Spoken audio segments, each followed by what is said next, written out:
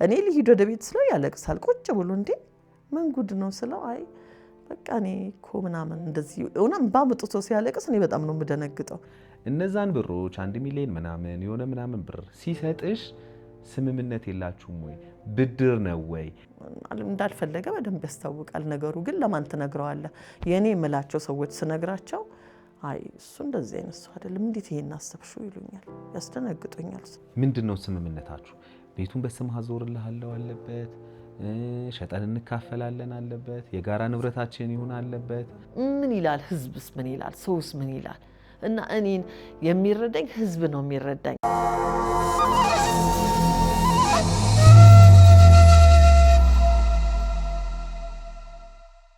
ሰላም ጤና ይስጥልን የተከበራችሁ የዮሃ ሚዲያ ቤተሰቦች እንደምን ሰንብታችኋል? በዮሃ ሚዲያ የተለያዩ ቤተሰባዊ ማህበራዊ ያልተነኩና ያልተዳሰሱ ታሪኮችን ወደ እናንተ ወደ ተከበራችሁ ተመልካቾች እንደምናደርስ ይታወቃል። ዛሬም በአንድ ታሪክ ተገናኝተናል። በጣም የምወደው አንድ ያለኝ የምለው ወንድሜ ምንድነው የሆነው? ይህ ግራ የሚያጋባ ጉዳይ ነው ትላለች የዛሬ ተረኛ ባለ ታሪካችን። ምንድነው ግራ የሚያጋባው ጉዳይ? ምንድነው የተፈጠረው? ከራሱ አንደበት እንድትከታተሉት ጋብዛችኋለሁ። በዮሃ ሚዲያ የሚቀርብ ታሪክ ካላችሁና እኛን ማግኘት ከፈለጋችሁ ደውሉ። የመረጃ ክፍል ባለሙያዎች ሀሳባችሁን ተቀበሉ ከኛ ጋር ያገናኛችኋል። እኔ አለምሰገድ ታደሰ ነኝ። አብራችሁን ቆዩ። መንፈሳዊ ጉዞ ወደ ቅድስት ሀገር ኢየሩሳሌም ለትንሣኤና ለዕርገት ምዝገባ ጀምረናል። ጌታችን መድኃኒታችን ኢየሱስ ክርስቶስ በቀራንዮ የተሰቀለበትንና ሞቶ የተነሳበትን መቃብሩን፣ በቃና ዘገሊላ ውሃው ወደ ወይን ጠጅ የተለወጠበትን እንዲሁም ሁሉንም መካነ ቅዱሳን እናስጎበኛቸዋለን ይላል አርያም የጉዞ ወኪል CMC ታንቶስ ህንፃ ቢሮ ቁጥር 411 አሊያም በ0925 47 47 47 ላይ ይደውሉ። አርያም የጉዞ ወኪል። የህልሞን መኖሪያና ማረፊያ ከቴምር ጋር እውን ያድርጉ። ከዚህ በፊት 8 ሳይቶችን ጥንቅቅ አድርገን አስረክበን ብዙዎችን የቤት ባለቤት ያደረግን ሲሆን አሁን ደግሞ መሃል ከተማ ላይ አዳዲስ ሳይቶችን ይዘንላችሁ መተናል ይላል ቴምር ሪል ስቴት። በቡልጋሪያ በአዋሬ በሳር ቤትና በፒያሳ አፓርትመንትና የንግድ ሱቆችን ከ10% ቅድመ ክፍያ ጀምሮ ቀሪውን ያለምንም የዋጋ ጭማሪ በግንባታው ሂደት ይከፍላሉ። በተጨማሪም ሙሉ ክፍያን ከፍለው የ35% የዋጋ ቅናሽን ያግኙ ይላል ቴምር ሪል ስቴት። የቢሮና የሳይት ጉብኝት ለማድረግ እንዲሁም ለተጨማሪ መረጃ በ0931 82 7777 ላይ ይደውሉ። ቴምር ፕሮፐርቲስ የህልሞ ማረፊያ። ይህ ላንተ ላንቺ ወይም ለርሶ የሚሆን ትክክለኛ መልእክት ነው። ምን አይነት የስሜት ለውጦችን እያስተናገዳችሁ ነው? የድብርት፣ የጭንቀት፣ ከሰው ጋር ያለ መግባባት ወይንስ ባለፈ ታሪኳችሁ ላይ ተከስቶ በነበረው ችግር ዛሬ እንደ አዲስ እያዘናችሁ ነው? ልብ በሉ፣ እያንዳንዱ የስሜት ለውጦች ይታከማሉ በስነ ልቦና ባለሙያዎች አማካኝነት።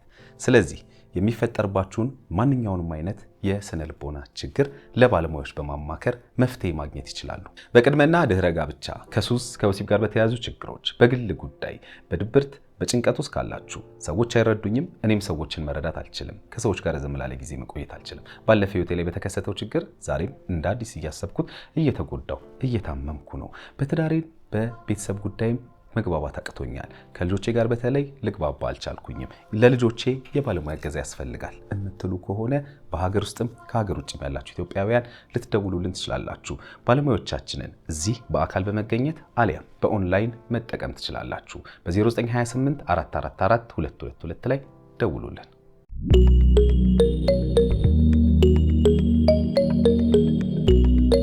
እንዴት ነሽ? እግዚአብሔር ይመስገን። እንኳን ደህና መጣሽ። እንኳን ደህና ቆያችሁ። እናመሰግናለን። በቅድሚያ እንደኔ አይነት ታሪክ ሌሎች ቤቶችም አይጠፋም፣ እንደው ሰውም ትምህርት ይወስድበታል። እንግዲህ እኔም ደግሞ መልእክቴ ይተላለፋል ብለሽ ፈቃደኛ ሆነሽ በቅድሚያ እዚህ ስለመጣሽ እኔ በተመልካቾች ስም አመሰግንሻለሁ። እኔም አመሰግናለሁ። በትውውቅ እንጀምር እስኪ። ማን ልበል?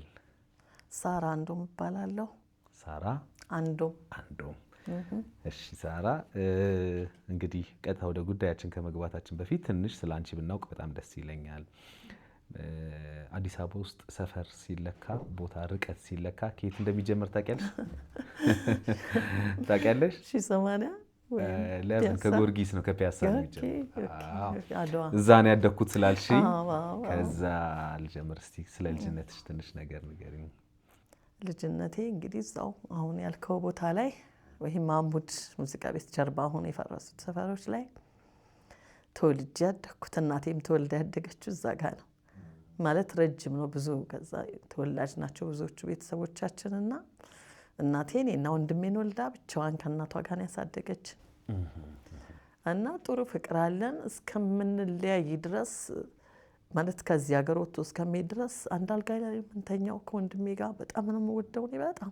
ብቸኛ ናችሁ? ሁለታችሁ ብቻ ናችሁ ለእናታችሁ ልጅ? በቃ ሶሪ ይቅርታ ቀሰቅንትና እንዴት ነበር ልጅነት? እስኪ እንግዲህ አንድ ወንድም አንድ እህት ሆኖ የተለየ ስሜት አለው ብዬ አስባለሁ። በጣም በዚህኛው በኩል አያቴ ያለች ከሷ ጋር፣ በዛኛው በኩል ደግሞ በሚቀጥለው በዛ ሰልቫቶሪ ወይም ኦሜድላ በምትለው ጋር የእናቴ ንግድ ቤት አለ። በቃ እየተዛዘልን ከእናቴ ቤት አያቴ ቤት እንደዚህ ነው ያደግነው። ማለት መንግስት ልጆችሽን አሳድጊ ብሎ ሰጣት ቤት ለእናቴ እና ያን ንግድ ቤት ስትሰራኝ ስታሳድግ ኖረች። ምንድን ነበር የሚሰሩት እናቶች? መጀመሪያ እንደ ባልትና ነገር ጀመረች። ኋላ ያሰፈሩ እንደዛ አይደለም፣ ምግብ ተሰርቶ የበሰለ ለመብላት እንጂ ብዙም ሰው እንትን አልነበረምና ሱቶችና ምግብ ቤቱንም አየችው። እሷን ብቻዋን ብዙ መታገል እንትን አረጋት። ሰውነቷም ትንሽ ከበድ ስለሚላት ወደ መጠጥ ግሮሰሪ ብቻዋን ነው አሁንም ማለት ነው። እናቷ ልችላት በህይወት እስከነበረች ድረስ ብዙ አግዛታለችና ይሄ ታናሽ ወንድሜንና እኔን በቃ ጥሩ አድርገው ነው ያሳደጉን እየተማረን። በኋላ በሆነ ምክንያት እሱ ከዚህ ሀገር ወጣ ማለት ነው። ያከራይ ተከራይ በሚባል ጊዜ እሱ ትንሽ ጎርምሶ ስለነበር ማስቸገሩን ስናይ ቶሎ ብናከራየው ይሻላል ብለን በዛ አከራይና ተከራይ ውስጥ ተወሰደ ቤቱ ማለት ነው። ንግድ ቤቷ የና የተወሰደ በቃ ቁጭ አለች። በጣም የሚያሳዝን እንትን ሆነ ማለት ነው በቤታችን። ከዛ ይሄ ልጅም ወጣ ሄደ። በጣም ታዝናለች። በሱም ከሀገር ነው የወጣው ወንድምሽ? አዎ ከኢትዮጵያ ወጣ። መቼ ነበር ጊዜውን ታስታውሻለሽ? 90 በኢትዮጵያ 91 ወይም 90 እሺ 91 እርግጠኛ ነኝ። በኬንያ በምናምን አድርጎ አሜሪካን ገባ እሱ። እሷ እየታመመች ነው። ቢኮዝ እሱን ስታመጥ ለካ እንቅርት ነበራት፣ አልታወቀም ከውፍረቷ ጋር። ወንድምሽ ታላቅሽ ነው ታናሽ? ታናሽ 4 ዓመት ከምናምን በልጠዋለሁ እኔ ነኝ። በቃ እያዘልኩ ወደ ዘጠኛው ቤት የምወስደው እኔ ነኝ ወደ እናቴ ቤት። ይጠባም ስለነበረ እሱና እንደዚህ እያልን አደግን። ጥሩ ያ ቤት ከተወሰደ በኋላ ግን በጣም የሚያሳዝን ሁኔታ ተፈጠረ። እሱም ተነስቶ ሄደ፣ እኔም አገባው ማለት ነው። ያኔን ያገባሽው አንቺም? እኔ በ96 እሱ ከሄደ በኋላ ማለት ነው። እሱ ከሄደ በኋላ ማለት ኬንያ ነበረ ጥቂት ጊዜ ነው ኬንያ 1 ዓመት ከ4 ወር ምናምን። ከዛ እጣ ምናምን ሲወጣ ከነዛ ሰዎች መሃል ወጣለት እጣው። 1 ዓመት ከ4 ወር ብቻ ነው ኬንያ እንትን ላይ የተቀመጠው። እድለኛም ነበርና ቴክሳስ ዳላስ ገባ። በቃ ተመስገን አለን። እማዬ አሁን አይመምሽ፣ እሱ ደህና ነው ምንም አንሆንም ምናምን ስላት ምንም መጽናናት አልቻለችም። ታለቅሳለች ሁሌ፣ ይናፍቃታል፣ ማናገር አትችልም። በዚህ መሀል እሷ 2000 ላይ ሞተች ማለት ነው እናቴ። እኔ ካገባው በኋላ ከቆየው በኋላ አንቺ ካገባሽ በኋላ ማለት ቆይቶ እኔም እንግዲህ ጥሩ አቋም ባይኖረንም እየሰራን የምናድግ ሰዎችንም ብዙ ረዳዋለሁ። በረሃ ሲሄድ በረሃ ሄዳለሁ። እዚህ ሲመጣ እዚህ ብዙ ድጋፍ ብዙ መተባበር የነበረን ጥሩ ሰው ነበርን። በኋላ ላይ ግን ያው ስላንቺ ትዳር እናውራ እስኪ። ወንድምሽም ሄደ፣ ከዛ አንቺ ማገባሽ። እንግዲህ ከዛ በኋላ በጥቂት ጊዜ በኋላ ነው እናትሽ። ምክንያት ያው ቶሎ ውጪ መሄድ ነበረብኝ። እኔ አባቴ አሜሪካን ሀገር ነው የሚኖረው እና ተበላሸ ወረቀቴ። የዛኔ 90 ላይ ሰኔ ላይ መሄድ ነበር ማለት ነው ወይስ የተለያየ ነው? አባታችሁ? የኔ አባት ሌላ ነው። ግን በእናት ነው የምትገናኙት ወንድምሽ ጋር? አዎ፣ ግን እናት እንጂ ስለ አባት ምንም የምናውቀው ነገር የለም። እኔ 5 ዓመት ልጅ ሆኜ ነው ከዚህ የሄደው አባቴ በደርግ የተባረረው እና እዚህ አይኖርም። እሱ ግን ይረዳኝ ነበር ትንሽ አባቴም ቢሆን ለኔም ላንተም አባት ስለሆነ ብዬ እኩል ነው እንትን የምንለው። በኋላ ኖርን ብዙ ዘመን አደገ። ሲቀየር ጸባዩ ይሄ ልጅ አስቸጋሪ የሆነ እናቴን እያስቸገረ ሲመጣ እንዲህ ዘመድ ቤት ሄዳለሁ እኔ ያንን ላለማየት። እሷም አትፈልግም ያንን አይቼ እንዲከፋኝ እየሄድኩኝ እዛ ቆይቼ እመጣለሁ እንደዚህ ላለው ግን የሚታረም አይነት ነገር አይደለም። መጨረሻ ላይ ወጣ። ከኢትዮጵያ ሲወጣ በቃ እናቴ ጋር መጣሁ። እሷም አሟታል ልብ በእንቅርት ምክንያት ብያለሁ። የልቡ እንትን 2000 ላይ እሷ መጋቢት 6 አረፈች እናቴ። እሺ የስላንቺ ትዳር እንግዲህ የኔ ትዳር እንዴት ተገናኘሽ? እኔ የፒያሳ ልጅ ነው ብያለሁ። ወደዛ እያለፍኩኝ ብሎ ያናግሩኛል ጓደኛዬ ቤት እሱንም ነው አንቺ ነሽ እኔ ነኝ የፒያሳ ልጅ ነኝ ያልሽኝ? እሱም የፒያሳ ልጅ አጋጣሚ እሱ አያሌው ሙዚቃ ቤት ፎቅ ላይ ነበር የሚኖረው። እሱ ሲል ዝም ብሎ ጓደኛዬ ቤት ስልክ ምናምን ተቀያየርን። ከዛ ይደውል ጀመር። ብዙም እኔ ከቤት የመውጣት እንትን የለኝም። ያው ፕሮሰስ ተበላሽቷል። የአሜሪካኑ ሰኔ ላይ መሄድ ነበረብኝ 90 ላይ ያም እንትን ስለሚያደርገኝ ማንንም ሰው እንትን አባትሽ ነው ይሞክርልሽ የነበረው? አዎ ኦኬ። እና እሱ ከነበረበት ከተማ ሌላ ሄዷል። በምን ላገኘው እኔ እዚህ ያለው ሁኔታ ጥሩ አልነበረም። ብቻ ከዚህ ልጅ ጋር ተዋወቅኩኝ፣ መኖር ጀመርን። በጣም ትንሽዬ ቤት፣ በጣም 250 ብር ምናምን የሚከፈልበት ቤት፣ ምንም ነገር የለንም። ልብሳችን እንኳን በካርቶን ነው የሚቀመጠው። ስንል ለማደግ የሚጥር ሰው ነው። እኔም አለሁልህ እያልኩት እየጣርን ጥሩ ደረጃ ደረስን። ፕሮሰሱ ሲበላሽ እነዚህ ሁሉ ነገር ውስጥ ገባሽ? በምን ተበላሸ ፕሮሰሱ? ፕሮሰሱ ጠፋ። አባቴ ለካ እዛ ዲሲ አካባቢ ነበርና ወጣ ብሎ ሌላ ቦታ አሁን አምጪ ይሄንን አሜሪካን ኤምባሲ ገብቼ አምጪ ይሄንን ወረቀት ኢንካም ታክስ የከፈለበትን 2 ዓመት አሉኝ። የላገኘው ብደውል በዛ ስልክ አላገኘው። ቤቱን አከራይቶ ሄዷል። ፈረንጅ ናት። በነግራትም ጥሩ እንትን አልመለሰችልኝም። ማግኘት አልቻልኩም። በቃ እሱን ግን እዛ ስገባ ምልክት አደረጉልኝ፣ ረዘም ያለ ቀጠሮ። በዛም ምክንያት አላገኘሁትም። ካለቀ በኋላ ብዙ ክፉና ደግ ከተናገርኩ በኋላ እንዴት ትለኛለች አለ እሱ። እኔ ያልኩት ስለጨነቀኝ ነው፣ ለምን አይጨርስልኝም ነው እንጂ እሱን እንዴት ነበር ከአባትሽ ጋር የነበራችሁ ግንኙነት? በ5 ዓመቴ ነው የተለያየ ነው። ግን በቃ እኔ ቦታ አደርሳለሁ። እህት ነበረችኝ ታናሽ፣ እሷንም ሁለቱንም ቦታ ሰጣለሁ የሚል ነገር ነበረው። ግን በኋላ ያችን ደብዳቤ ስለጻፍኩለት ተጣላኝ። በቃ ተጣላኝ። ልክ አይደለህም በሚል ነገር ምናምን ስለው በቃ ዘጋ። ከኔ ጋር ያለውን ነገር አቆመ፣ ተበላሸ። ይሄ ልጅ ሄደ።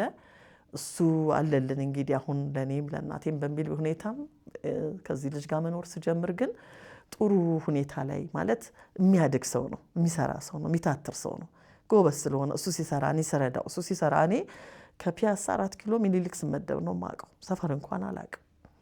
ሰፈር ወደዛ ወደዚህ ብዬ የማውቅ አይደለሁም። እና አንዴ አፋር፣ አንዴ ባህር ዳር፣ አንዴ ምናምን፣ አንዴ ትግራይ በኮንትራክተር በኮንስትራክሽን ስራ ማለት ነው። እና ደረጃው ጥሩ ሆነ።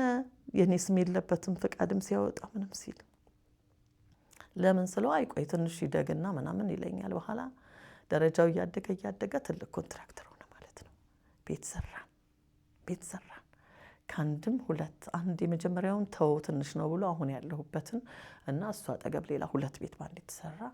እሱን ሳይጨርሰው ነው እንግዲህ መሄድ ፈልጋለሁ ውጭ ሀገር መሄድ ጀመረ። ወጣ ማለት ጀመረና እሱን ሳይጨርሰው ለምን አትወልዱም በሚለው ነገር ነው ነገር የመጣው። 96 ነው አገባ ያልሽኝ? አዎ። ከዛ በኋላ በቃ በሰላም ኖርን። 16 ዓመት ኖርን። ለምን አትወልዱም በሚለው ነገር ሐኪም ስናማከር አንቺ ጋር አይደለም ችግሩ እሱ ጋር ነው እና ታዲያ ምን ላድርግ ስል እሱን ጥሪ እና መታከም አለበት። እሺ እንዲህ ተብሏል ስል ነው በሰላም ብንኖር ሲል አይ ቢኖረን ጥሩ ነው መታከም ቢቻል ከሆነ ምን ችግር አለው ብሎ ሞከረ። ሕክምናው ጋር ገባ። በኋላ እኔ ታመምኩኝ። ያ ነገር ሳይሆን መድኃኒቶቹንም እየወሰደ እሱ እኔ ታመምኩ። ሌላ ፈልግ። አሁን አሜሪካን መሄድ ተጀመረ፣ አውሮፓ መሄድ ተጀመረ፣ ብቻውን ማለት ነው። ይሄን ሁሉ እያደረገ ወደ ልብ መሸፈት አይነት ነገር አየሁኝ። ግን ምን ማድረግ እችላለሁኝ? በምን ራሴን ማዳን እችላለሁ? ምንም መዳኛ ስለሌለኝ በቃ እያየው እንዳላየ መሆን ነው። በመሀሉን የታመምኩኝ። ይሄ ሁሉ ነገር ከልጅ ጋር በተያያዘ ነው። እሱ የልጅ ፍላጎት ብዙም እንትን የለውም። ቤተሰብ ጋር ግን ለምን በቃ ተዋት ምናምን ሲሉት የኔ ነው ችግሩ ሲል ኖ ከሌላ ብትሞክር ሊሳካ ይችላል። በቃ የሱ ቤተሰቦች ናቸው። የሱ ቤተሰቦች ሙሉ ለሙሉ በቃ ገቡ ጣልቃ።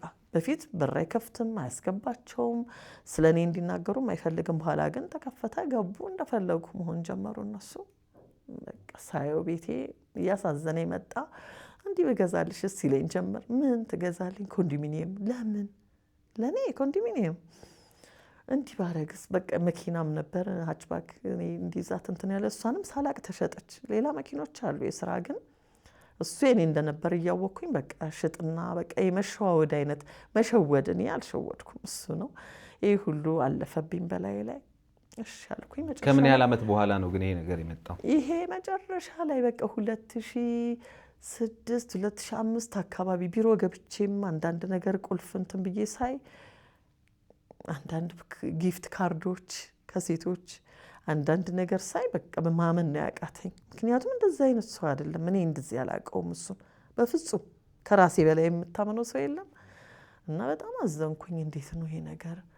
ስራውን ሲሄድ አብረሹ ነበር የምትሄጂው? አዎ ሲሄድ የትም ክፍለ ሀገር ምናምን አሁን እነዚህ አላየኋቸውም ያልሻቸው ቦታዎች? የድሬዳዋ በል እሄዳለሁ ብዙ ቦታ። በኋላ ግን ያው መቱ ኢሊባቡር መቱ ምንም በቃ ይሄ ነው የሚቀር የለም። እኔ ድጋፉን ትግራይ በተለይ ብዙ ጊዜ እንደውም 4 ወር ምናምን ሽሬ አካባቢ የመጀመሪያ ገና ፈቃድ ሳናወጣ በፊት ጠንክሮ መስራት ስለነበረበት እዛ ትምህርት ቤት ሰርቷል እና ብዙ ስራ ተሰራ፣ ተደረጃጀ። ብቻ ደረጃ 2 ኮንትራክተር ሆነ። የዛኔ ማሽነሪዎች አሉ ምን አለ ሁሉ ነገር በቃ ዙሪያው ገደል የሆነበት ሰው ማታማክረው ታውቃለህ። ምን አረገሽ ምናምን ነው የሚሉኝ የኔም ሰዎች ስነግራቸው አይ ልክ ያልሆነ ነገር አይቻለሁ። አራ እንደው ተይው በእናትሽ። የጋብቻው ሂደታችሁ እንዴት ነበር? ማለት ቤተሰብ ፈቅዷል? ማንም አልፈቀድም። ቤተሰብ ማንም አልፈቀድም። የሱ ይመጣሉ እኔ ጋ ሁልጊዜ እረፍት ያደርጋሉ። እኔ ጋ ተስተናግደው ነው የሚሄዱት እንጂ እንዲሁ በመዋደድ በቃ እንደዚህ ስለው ምን ችግር አለው? አይኔ አልበለዚያ ፕሮሰሴን አነሳስቼ እሄዳለሁ ምናምን ስለው ደግሞ እንደገና ቆይ እስቲ ምናምን የማረጋጋት እንትን የማለት ነገር። ቆይ አይደለም እስቲ ይሄን በትክክል ንገሪኝ። እየገባኝ አይደለም። እሺ መጀመሪያ እንግዲህ 96 ላይ ወንድሜ ሄዳልሽ። በቃ አይ 90 ማን ነው 92 ምናምን 91 አንቺ 96 ነው ተዋወቅን ያልሽ። በምን አጋጣሚ ተዋውቃችሁ ነው ወደ ፍቅር የገባችሁት? ከዛ ወደ ትዳር የገባችሁት? ይሄን ንገሪኝ እስኪ በትክክል። እዚህ ጓደኛዬን ሸኝቼ ስመለስ መንገድ ላይ ያገኘኋቸውና እዚህ ጋር እንዲህ የሚሸጥ ምናምን አለ ሲለኝ እኔ እንጃ እዛ ጠይቃቸው ዘበኞቹን አልኩት። አይ ምልሽ ምናምን ብሎ ሲል ሄዱ ጓደኞቹ 2 ጓደኞቹ አሁንም አሉ። ማለት የሚሸጥ አታውቅም? ዘበኛውን ነው ማናገር ስለው አይደለም ላናግርሽ ፈልጌ ነው። ምን እንዲህ ኦኬ ችግር የለውም ብዬ ስልክ የሰጠሁት ማለት ነው። ተዋወቅን። ብዙ በመደዋወል ብዙ በመገናኘት ወደ ፍቅር ሁኔታ ገባን ማለት ነው። የቤት ስልክ ነው የሰጠሽው? የቤት ስልክ የዛኔ ያኔ ሞባይል ገና ነው ብዙም እሱ ነበረው መሰለኝ ነው ወይስ አይ ነበር ሞባይል ነበር እኮ አልተስፋፋም። አይ አለው የመጀመሪያው 0921 1121 20 ቤት ነው ያዘው ነበረው። አይ በሞባይል ነው የሚደውለው ወደ እኔ ሲደውል ወደ ቤት ስልክ ማለት ነውና እንዲህ እያልን በቃ አብሮ የመኖር አጋር። እኔ ልሂድ ወደ ቤት ስለው ያለቅሳል ቁጭ ብሎ እንዴ ምን ጉድ ነው ስለው አይ በቃ እኔ እኮ ምናምን እንደዚህ እውነም ባምጥቶ ሲያለቅስ እኔ በጣም ነው የምደነግጠው። አሞኛል አትሂጂ እንደዚህ ምናምን ሲል እናቴ እንዴት ነው ማረጋት እኔ በቃ ነገርኳት። በጣም አዘነች። እንደዚህ ነው የምታረጊው? በቃ አይ እማዬ ቆይ እስቲ እንደዚህ ይሄ ቢሻል ነው አለች። በቃ እሷ ምንም የደገፈችኝ ነገር የለም። በቃ በህልሜ ሁሉ ትመጣብኝ ነበር። በቃ ልትመታኝ ነው ወይ ታስደነግጠኛለች የሆነ ነገር። ምን ቤቱ ገባሽ ዝም ብለሽ? እቤት ገባሁ። ያቺ የተከራያት ትንሿ ቤት ውስጥ ማለት ነው 250 ብር የምንከፍልበት ማለት ነው። እዛ ገባሁ። በቃ በጣም ነበረ። በምን ያህል ጊዜ ከተዋወቃችሁ በምን ያህል ጊዜ ወደ ቤት ገባሽ? 1 ዓመት ምናምን እንደዚህ ከቆየም በኋላ ሲሄድ በፍጹም እሺ ስለማይል ማለት ነው። እና ጥሩ ነገር አለው የሚያድግ ሰው ነው እና ያላቅም ማለች። እኔ በጣም ነው ማዝንብሽ እያለች እንግዲህ 16 ዓመት አስቆጠርኩኝ እዛ ቤት ማለት ነው። ከዛ በኋላ ጋብቻችሁን ህጋዊ ያደርጋችሁ መኖር ጀመራችሁ? ምን ችግር አለው ይላል። ይሄንንም እማዬ ስለማትቀበል ነው። ይሄ ምንድን ነው ሰው ከተዋደደ በላይ ምን የጎደለ ነገር አለ? ያጎደልኩታል ወይ ምናምን በሚል ያው ረጅም ጊዜ ተኖረ። ቤተሰብ ጣልቃ በመግባቱ በምናምን እንጂ እንደዚህ ገፍቶም ደፍሮም እንደዚህ የሚያደርግ ሰው አልነበረም። ከዛ በቃ ታመምኩኝ እኔና ኦፕራሲዮን የማህፀን እጢ ምናምን ተደረኩኝ። እዚህ ማነው ስሙ ኮሪያ ሆስፒታል። ያቺ የምትቀር ትንሽ ነገር ናት የመውለድ ነገር። ይሄ ያስደነግጠዋልና ህንድ ሄድን ለመታከም እንደገና። አዎ አሉ እንቁላሎቹ በእርግጥ መውለድ ይቻላል፣ ግን የሆነ ነገር ፈረሰ ተባለ። 35% ነው ቻንሱ። የመያዝ እኔ ከዚህ በላይ አልታከምም አልኩ። ታውኩ በቃ ያን ከተወ በኋላ እሱ ሄዶ መጥቶ ምናምን ብሎ ስለነበረ ቅድም ያልሽኝ ችግሩ እሱ ጋር ነው ነበር ያልሽኝ። አዎ እነዛ እንቁላሎቹ ላይ ሰርተዋል ያሉ ሐኪሞቹ። አንተ ለምን አትታከምም ለምን አትነግረም ለሐኪሟ እንዲህ እያለች ስለው አይ እኔ ችግር የለብኝም አለ። ለምን 2-3 ቦታ ችግር አለ ተብለ የለ? አዎ ግን እኔ አልቀበልም አለ። እሱ አልተቀበለም። ይሄንን ህንድ ላይ ደግሞ ተያዘ ተባለ። መልሶ እንትን አልተሰራም ተባለ። እየወሰድኩኝ መድኃኒቶች ብዙ ወስደ ነበረ። እኔ በዚህ ምክንያት ብዙ እንትን አልኩኝ። ግን ያንን አመት ማለፍ አልፈለገም። ለምን አንለያይም አለኝ። ከስንት አመት በኋላ ማለት ነው?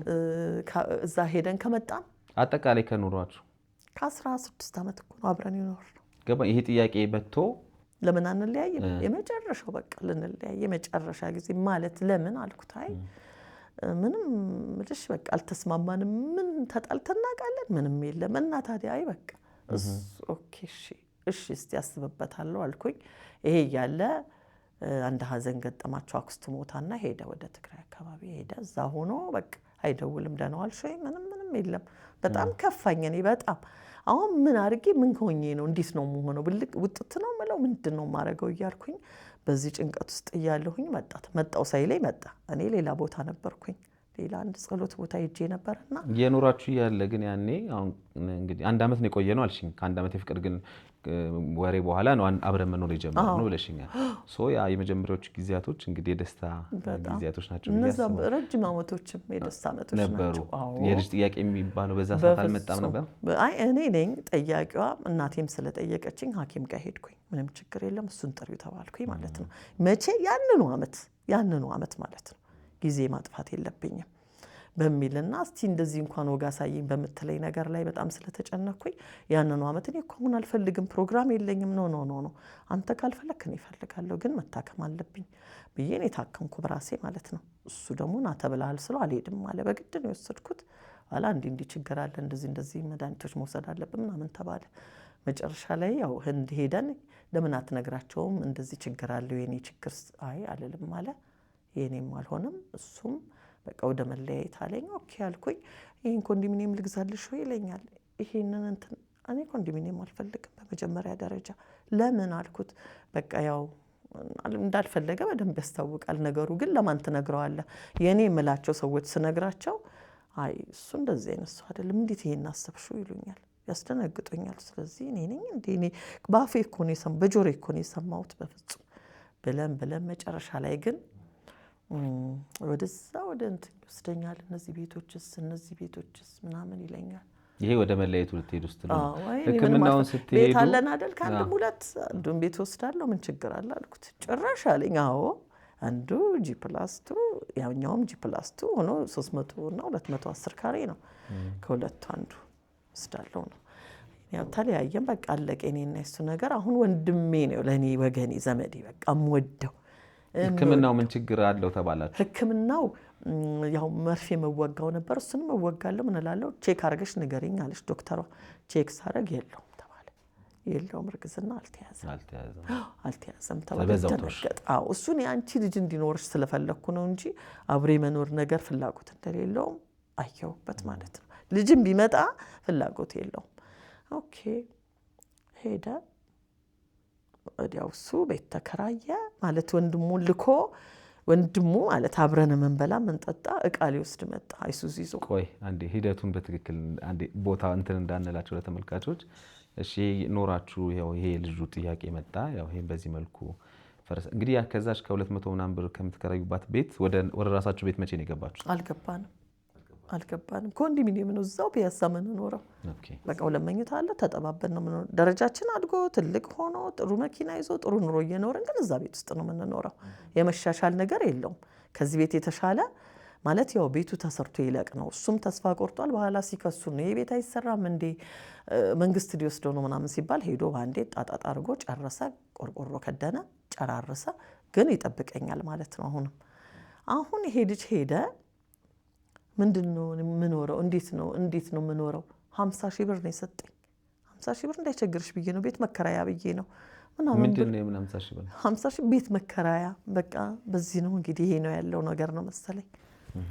ለምን ስለው በቃ 50 ሺህ ብር እንዳይቸግርሽ ብዬ ነው እኮ ለምንድን ነው የሰጠሽ ነው የምልሽ? ቤት መከራያ እኮ ለምን ቤት የምትከራየው? እየከፈልኩ እንድኖር። እሱ ሊሄድ ነው። የት ነው የሚሄደው እሱ? ሊወጣ ከቤት በቃ ሊወጣ ሌላ ቤት ሊከራይ። እሺ እንደ የሸፈተ ልብ ያለው ሰው አይነት አለ አይደለ? አየዋለሁ እኮ ስልኩን ይዞ እንትን ይላል እንደዚህ ሳልፍ። ግን ምንድን ነው አልለውም። ምክንያቱም በቃ እንደ የሸፈተ ሰው ወዴት ትመልሰዋለህ? ያን የመሰለ መልካም ሰው ፍጹም ሌላ ሆኗል። እና ያው በምሳ ምናልባት ከዚህ ከልጅ ጋር በተያያዘ ከወንድሜ አይደለም ከልጅ ካለመውለድ ጋር የተያያዘ የልጅ ፍላጎት እሱ የለውም። በቃ አሁን እዚህ ጋር ታዲያ ለምን ይለያል? ሀብት ውስጥ ገብቷል። ሀብቱን ደግሞ የሚጋራው ሰው አይፈልግም፣ ብቻውን ነው የሚፈልገው። እኔ እኮ ቢሮ ገባሁ። ቢሮ እኮ ገብቼ ቁልፍ ነበር የእናቴ ቁልፎች ብዙ የበፌና ዝም ብዬ ስሞክራቸው ብሮቹ ከዚህ ጥግ እስከዚህ ጥግ ታስረው 100 ሺህ ብር ይመስለኛል ካልተሳሳትኩ፣ በገመድ የሚታሰሩት በቃጫ ነገር ታስሮ ቁጭ ብሏል። ከኔ የተደበቀ እኔ ባንክ ላይ ገንዘብ ተካፈሉ ሲባል 24 ሺህ ብር ነው የተገኘው። 12 ሺህ ነው የተከፈልነው። ያ ሁሉ ገንዘብ ቢሮ ውስጥ ታስሮ ተቀምጧል። እግዚአብሔር ያሳይ። እንደገና ይሄንን ማይቼ አሁን እኔ ምንድነው ማረገው? እዛው ቢሮ ቁጭ ብዬ መጣ ካርዶች ምናምን የሴቶች ጋር የተለዋወጠው ምናምን ሳገኝ በጣም ደነገጥኩኝ። ይሄስ ብር ምን ይሰራል እዚህ ውስጥ? ከመቼ ወዲህ ነው ቢሮ ብር የሚቀመጠው? እሺ ዝም አልኩኝና ወጣሁ። እሱ መጣ። ቦርሳዬ በጣም ትንሽ ቦርሳ ናት ያስኳት። ምንድነው ቦርሳሽ ውስጥ ያለው አለኝ። ገና ተንደርድሮ ምን ማለት አንዲት እንትን የምትይዛ እንዲህ ናፕኪን ሶፍት አለች አይደል? እሷን ልትይዝ የምትችል እንጂ ሌላ ምን ያለው ይመስላል? ይኸው ቦርሳዬን አየኸው እያሳየሁትና እኔ ወደ ቤት ልሄድ ነው። ብዙ ነገር አየሁ። እዚህ ቢሮ ገብቼ ወጣሁ። እኔ ልንገርሽ ምናምን ጥዬ ሄድኩኝ። ተከትሎ የመጣ አለቀቀሰ። እኔ እኮ እንደዚህ አይ እኔ አየሁትን አይቻለሁ። በቃ ተወኝ። ደነገጠ። በኋላ ሽምግልና ምናምን ምንድን ነው ነገሩ? በቃ ሽምግልናውስ ምንድን ነው ማለት? ጓደኞቻችን አብረውን የኖሩ አብረውን ያደጉ እነሱን ነው እኔ የጠራሁት። ይሄ ሰው እንዲህ እያደረገ ነው አንድ በሉ ስል ደነገጠ። በጣም ነው የደነገጥኩት። እንዴት እናንተን ትጠራለች? ብዙ ዓመታችን ከተለያየን። አይ መሰረታችሁንም እናቅነን። ለምን ይሄ ተፈጠረ? ከተለያየን ብዙ ዓመታችን ነው አይደለም፣ መሰረታችንን የሚያውቁ ናቸው እነዚህ ሰዎች። ለዚህ ነው የጠራኋቸው ነው። እነሱ ምን ችግር አለው? ሄዱ እናንተ ብትኖሩ እኮ መልካም በቃ ምን የጎደለ ነገር አለ? ደስ የሚል ሰላም ያለው ነገር የምትኖሩ አይደለም እኮ ብሎ በቃ 7 ሰዓት 5 ሰዓት ያስቀምጣችኋል። ብርድ ላይ በል ነፋስ መፍትሄ ሳይሆን ጭቅጭቅ። በቃ ሰው ሰለቸው። ደግሞ ነገም ይመጣሉ። ምንድን ነው ምክንያት የሚያቀርበው? እንዲህ ነው ለማሳመን ለመለየትሽ ወይ ምን ለያይ ሲል እሱ የሚያቀርበው ምክንያት ምንድን ነው? ምንም ትጨቀጭቀኛለች ይላል። እኔ እንዲህ ሲልም አልሰማሁትም፣ ግን እንደሱ ይላል አሉ። ቤት ውስጥ ሰላም መቼ ተጣልተን እናውቃለን? ጎረቤት ይመስክር። ጭቅጭቅ አለ፣ ንግግር አለ። እኔ ማታ ንግግር ከነበረ ጠዋት ሌላ ሳራ ነኝ፣ ሌላ ሰው ነኝ። ያንን ነገር አልደግመውም ሰላም ስለመፈልግ እና ምንድን ነው ሲባል በቃ እኔ እኔ እንዲህ አልተስማማንም። እንዲህ ነው እኮ ይሄን ብታረጉ ይሄን ትላልቅ ሌላ ሽማግሌዎች መጡ። ብዙ ሰው ለመነው። በፍጹም የሚያዝ አይደለም። እሺ በቃ ይልና ለአንድ ለ2 ወር ደግሞ ሲታይ እስቲ እንያቸው ተብሎ ተመልሶ አልተስማማንም ብሎ ሄዶ ይነግራቸዋል። አልተስማማችሁም? እኔ ምንም አላልኩትም። ምንም የማውቀው ነገር የለም። በቃ አፍራሽ ነገር እና ምንድን ነው የሚሻለው? በቃ እኛ ማስታረቅ እንጂ ማጣላት ውስጥ የለንበትም አናውቅም ብለው ወጡ ማለት ነው ሰዎች ሁሉ። አሁን ቢፈራ ብዬ ህዳር ወር ላይ እንደዚህ 2008 ፍርድ ቤት ሄድኩኝ እንዲደነግጥ። እውነትም እንደ እዚህ ጋር የሚያደርስ ነገር የለም። ምን ከለከልኩ ምናምን። ለምን ገንዘብ ከሆነ ገንዘቧን ስጥ፣ መኪና ከሆነም እንዲህ በቃ ምንም ነገር እንደማይሰጥ ኃይለኛ የሚባል ጠበቃ አገኘልህ። አንዲት ነገር አትወስድም፣ ግድ የለም በዚህ ጉዳይ ተባለ። የኔ ጠበቃ ሁሉን ነገር ለቀቀላቸው። በሙሉ ነገር ወሰዱ እነሱ በሙሉ ምንም ነገር ሳልወስድ ማለት ነው። ያቺን ቤት ማለት ነው። ያቺን ቤት አሁን ያለሁባትን ቤትና 700 ሺህ ብር 700 ሺህ ብር ጓደኞቹ 200 ሺህ ብር አልቅሰው አስጨምረው ማለት ነው። ያቺ ቤት ማለት ነው አሁን ያለሁበት ቤት እኮ የሰራችሁት ቤት ማለት የሰራ ነው። አንደኛው ማለት ነው። ያኛው አላለቀም። ይሄ ግን ያለቀ ነው። ቆርቆሮ ተከድኗል ቢያንስ። ያኛው ደግሞ ገና ወደ ላይ ነው። ስለዚህ ከሁለት ቤት አንዱ ቤት ወሰድሽ። አዎ እኩል ተካፍላችኋል። አንቺም ጋር ያለውን እኩል ተካፍላችኋል፣ እሱም ጋር ያለውን እኩል ተካፍላችኋል ማለት ነው። የትኛው ነው የኔ? ገንዘቤን 24 ሺህ ብር የነበረኝ ግን 12 ሺህ ብር። አዎ ባንክ ያስቀመጠውን ቢሮ የተቀመጠውን አይደለም ያኛውን። ቤቱን ደግሞ እኩል አንድ ቤት ያው ደረሳችሁ። ምክንያቱም እሷ መስራት ስለማትችል ወይ ጨርስና ስጣት ወይ ደግሞ ይሄኛውን ተወሰድ። ከዛ ደግሞ 700 ሺህ ብር ተሰጠሽ። 700 ሺህ ብር ተሰጠኝ። አሁን ይሄ ሆኖ እያለ ከዚህ ሰው ጋር በዚህ ጨረስን ማለት ነው። ጨረስን ወንድሜ ነው እንግዲህ የኔ ናፍቆቴም የራሴም የልቤም ሰው የኔ የምለው ይሄ ልጅ መጣ ማን ነው እንዲህ ያደረገ እንዲሆን አይዞሽ እያለኝ ሲል ይታገላል። ብዙም የረባም ስራ የለውም። መጨረሻ ላይ አንድ የማይረባ ትራክ ገዛና ወደቀ፣ አብሮ ተገለበጠ ልጁ። ከዛ አበደ በቃ። ያን 700 ሺህ ብር እንደገና ለሱ 300 ሺህ ብር ላኩለት ወደ አሜሪካን ሀገር። ምክንያቱም ልጆቼን ማበላው ነገር የለም፣ ሚስት አለ፣ ልጆች አለው። እሱን ላኩና በቃ ቁጭ አልኩኝ የላይኛው ፍሎር ላይ መስኮቶቹን ገጣጥሜ ግቢ ገጥሜ ሽንት ቤት ማስወረጃ ምናምን ኪችን ሽንት እዛው አንደኛው ፎቅ ላይ ገባው። ቤቴን አንደኛው ፎቅ ላይ ገባው። በቃ አንደኛው ቤት ላይ መስኮቶቹን ገጣጥሜ በተረፈኝ 300 ሺህ ብር የሊዝ ዕዳ ምናምን የሚባል እሱን ከፈልኩኝ። ሴራሚኮቹን ሽንት ቤቱን ኪችን እዛችሁ ላይ ያ እንትን ነው መኝታ ቤት ነው ምንም ማለት ግን ሌላው ክፍት ስለሆነ ከላይም ከታችም ያንን ዘጋግቼ ገብቼ ቁጭ አልኩኝ። በዚህ መሃል ታማምኩኝ። ዝም ነው ወንድሜ ዝም አለ። አንድ ቀን ምን አለኝ ደወለ። አቤት ስለው እሱም ቤት ትሸጫለሽ አለኝ። ለምን አልኩት። ስንት ነገር ጥዬ መጣው ሰው ለምን ትሸጫለሽ? መሸጥ አለብሽ ቤቱን አለበለዚያ እንዳታናግሪኝ። ረዳትሽ ነኝ ነው ረዳትሽ ነኝ አለበለዚያ መሸጥ አለ። አይ አልሸጥም እኔ ይሄ ናት የተረፈችኝ ጉዳይ ከዚህ ለማንም የምሰጠው ነገር የለም ብዬ አለቀ ማለት ነው ታሪኩ። ምንድን ነው የምትሰጪው? ብሩን ነው እንግዲህ ሽጪ ነው። ከዛ በኋላ ለምን ነው የምትሸጪው? ምን ያገናኘዋል ከአንቺ ቤት ጋር? ሽጪ በቃ ሽጪ እንድትሸጪ እፈልጋለሁ አለኝ። አልሸጥም ስለው እንዳታናግሪኝ። ለምን በቃ አልፈልግም ማለት። ቆይ ሸጠሽ ምን አድርጊ ነው? ያው ላኪልኝ ሊሆን ይችላል አላቅም፣ ምንም አላቅም። ያው ችግር ላይ ነኝ ነው እሱም የሚለኝ ያለው። እኔ አይ በቃ ብዬ ስል በቃ እንዳልፈልግሽም አለኝ። አትፈልገኝ እኔም አልፈልግም በቃ ዝም አልኩኝ። ታማምኩኝ። በዚህ መሀል እኔ እስቲ ውስጥ እንትን ይለኛል ምንድን ነው ብዬ ለመታከም ገንዘብ የለኝም አሁን አይደለም ቤቱን ሰርቼ እንትን ብዬበታለሁ። ስለዚህ ዝም አልኩኝና ዝም ብዬ እዚህ ክትትል የሚያደርጉ ሰዎች ጋር ስሄድ አንድ ሴት አገኘሁኝ፣ መልካም ሴት እና ምንድን ነው ለምን አትታከሚም ስል አይ እኔ ገንዘብ የለኝም መታከሚያ። እኔ እሰጥሻለሁ ብላ 30 ሺህ ብር ሰጠችኝ። ይተቀኛለሽ ስላት ነው ይሄ አይኔ እያየ እኔ ዝም ልል አልችልም። እሺ ብዬ ታከምኩኝ። እቤት መጥቼ አክስቴ ደውላ እኔ ቢያንስ የሰጠችኝ ገንዘብ ስጣት ሌላ ነገር አያስፈልግም ብላ ስትቆጣው ምን ሆነች እንዲህ አሁን ጥሩ ላይ ነው ያለው እሱ ጥሩ ሁኔታ ላይ ስላለ እኔ በጣም ደነገጥኩ። አገናኘኝ ሲል አሎ ደህና ነኝ ተርፌያለሁ ምናምን አልኩት። ያቺ የልጅነት ፍቅሬ ምናምን ታስቸግረኛለች መሰለኝ አለሁልህ ድኜልሃለሁ ተርፌያለሁ አልኩት። ግን ውስጤ ጥሩ ስላልነበር ቶሎ ብዬ ቶሎ ሲልክልኝ ያቺን የልጅቷን 30 ሺህ ብር ከፈልኩና የመጣው ይምጣ ብዬ እየጠበቅኩኝ ጓደኞቼ በጣም ጥሩ ሰዎች ሳይደክሙ እዛ ድረስ እየተመላለሱ ብዙ አስታመሙኝ። እኔም ዳንኩኝ። አይዞሽ በጣም ነው ቤቷ የሚያምረው ግን አልተሰራም ሲሉ ይሰማል። እዛ የሆኑ ዘመዶች አሜሪካን ሀገር አልተሰራም እዛ ብርድ ላይ እንዴት ነው የምትተኛው ምናምን ሲሉ ምንድን ነው ቤቱ ምን አይነት ነው? በጣም ነው የሚያምረው ቤቱ ዘመናዊ ቤት ምናምን ሲሉ እኔ እሰራዋለሁ እሺ አይዞሽ በቃ እኔ እሰራላታለሁ አሳያቸዋለሁ ብሎ የት አካባቢ ነው ቤቱ? ጣፎም አይደርስም እንደዚህ ነው። እኔ እሰራላታለሁ ግድ የለም ሲል ወይ ወንድሟ ግን እግዚአብሔር ይስጠው ተባለ። ላከ ገንዘብ አሞኛል የመዳኑ ነገር አይዶን ነው ግን ራሴ ነኝ የሚሄደው ሴራሚኩን ለመግዛት የሆነ ነገሩን በፀሐይ ጃንጥላ ጨረስኩት ብለሽ ነበር ለኔ ቅድም በማ በራሴ ከተቀበልኩት 700 ምናምን ሺህ ብር ላይ 300 ሺህ ብር ለሱ ላኩለትና በቀረው ብር ቤቱን ጨረስኩ አልሽ። ጨረስኩ አያስጨርሰኝም እሱ ብር አይ ስላልሽኝ ነው። ልክ ነው አንተ ትክክል ነህ። ያንተ እይታ ግቢውን አስቆፍሮ ሽንት ቤት አስቆፍሮ ማገናኘት አለ። የግቢ ግንባታ የግቢውን ማንም ሰው እንዳይገባ ቀደም እሱን ሰርቻለሁ። መጀመሪያውን እሱ በራሴ ነው ይሄንን የሰራሁት። ይሁን ከዞሮ ዞሮ አልጨረስሽውም ነበር ማለት ነው። እልቅ ብሎ ፍጹም አልሆነም ፊኒሺንግ ሲቀር ማለት ነው። ከዛ ላከልሽ ገንዘብ ወንድምሽ ምን ያህል ላከልሽ? 1.2 ላከ። መሀንዲስ አምጥቼ ገምተልኝ ስለው በምን ስምምነት ላከልሽ? በምንም በእህትና በወንድም በምንም ከዛ በፊት አንቺ 300 ሺህ ብር ልከሽለታል አሜሪካ ነገር ብለሽኛል። አዎ እሱ ደግሞ 1.2 ቤቱ ይለቅ ብሎ ላከልሽ ነው ሰምቻለሁ ስለ ቤቱ ብሎ ሲልክ ያንን እኔ ሰው ብልክ እንዳይጎልብኝ ራሴ እየተመላለስኩኝ ጨረስኩት።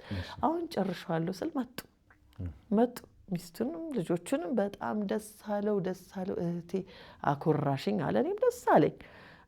ኖርን አንዴ መጣ ሁለተኛ ላይ ይሄን ቤት ስም ቀይሪ አለኝ።